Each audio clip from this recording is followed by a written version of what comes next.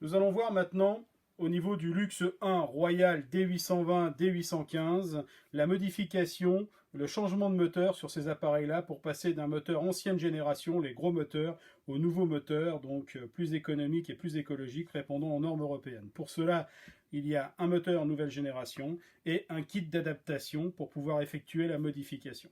Tout d'abord, nous avons des cylinder blocks. Ces cylinder blocks vont venir se positionner à l'intérieur de la carrosserie. Elles vont nous permettre de maintenir la turbine. La même chose dans le capot supérieur ici. Elle se positionne à la place des anciennes qui étaient noires. Elle se positionne de cette manière-là. Voilà pour les cylinder blocks support moteur. Maintenant, au niveau du moteur, nous avons deux connectiques électriques qui sont comprises dans le kit d'adaptation, que nous allons brancher ici sur le bobinage moteur, comme ceci d'un côté, et ensuite de l'autre ici. Voilà, de la manière suivante. Nous allons positionner l'adaptateur sur le haut du moteur. Donc ici nous avons des croisillons qui vont rentrer dans les gros trous, comme ceci. Voilà. Nous aurons les amortisseurs qui viendront se positionner dessus, de manière à stabiliser le moteur. De l'autre côté, nous avons ce gros cylinder block qui va nous permettre de rattraper et de compenser la différence entre l'ancien moteur et le nouveau moteur.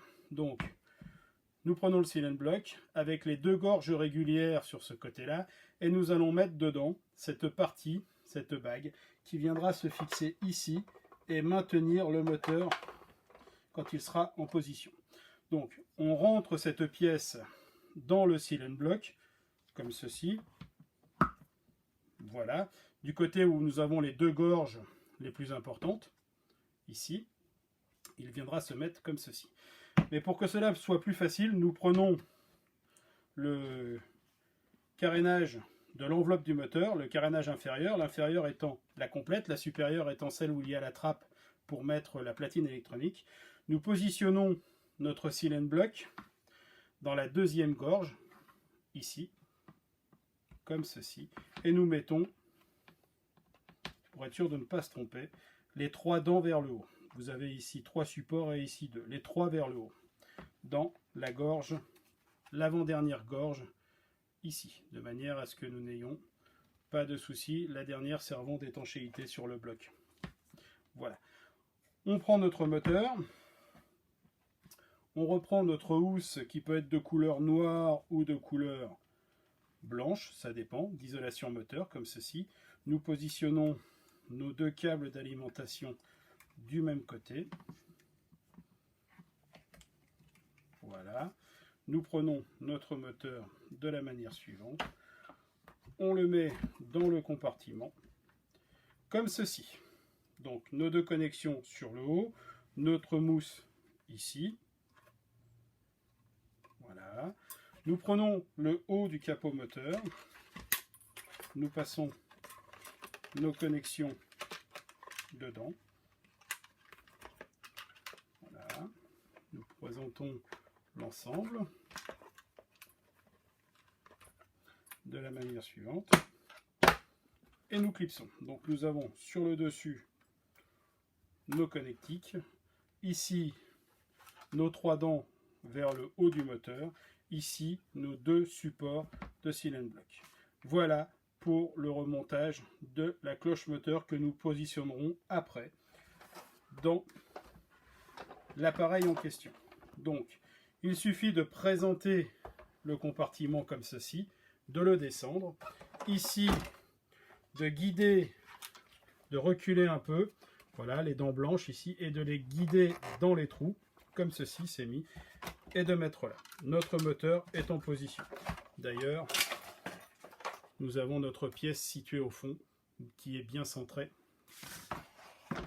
comme ceci.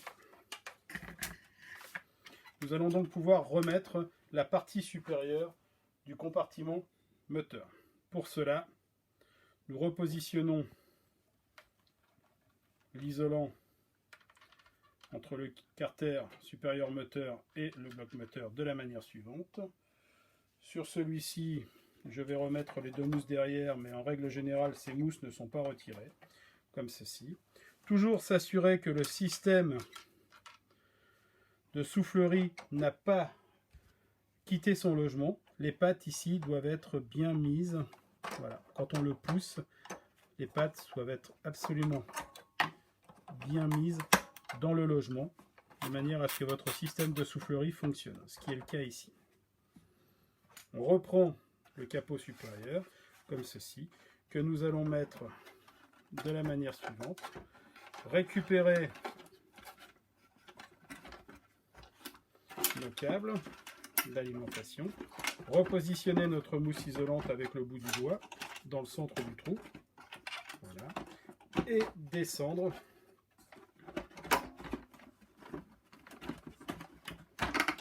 donc là ça ne rentre pas bien tout simplement parce que nous avons nos silent blocs ici qui ne sont pas bien mis. Voilà, là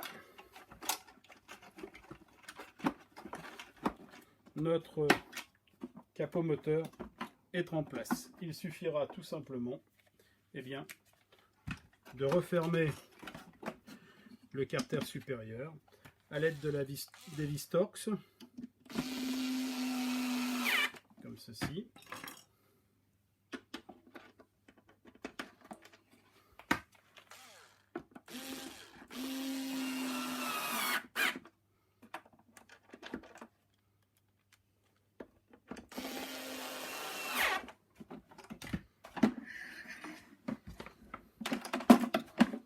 La même chose de l'autre côté, 3 vis toujours.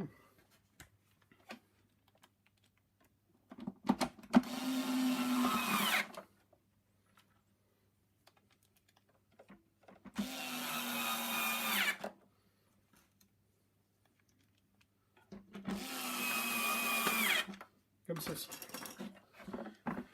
Maintenant, nous allons pouvoir remettre nos connexions électriques ici pour pouvoir repositionner. Donc,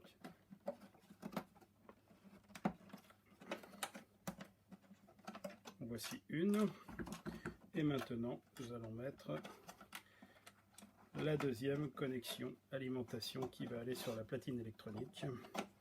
Donc toujours pareil, nous accrochons le bas et nous relevons vers le haut.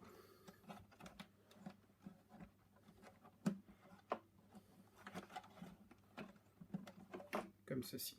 Voilà, nos alimentations de platine sont remises. Nous repositionnons notre caoutchouc d'isolement au niveau de la platine électronique. Voilà pour le remontage du bloc moteur.